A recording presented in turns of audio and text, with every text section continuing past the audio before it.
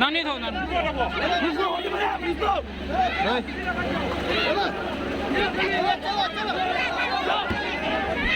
মাথানি আনতো মাথানি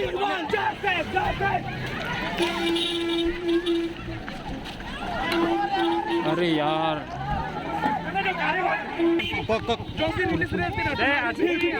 আন্তঃ ধাৰাক এৰেষ্ট কৰা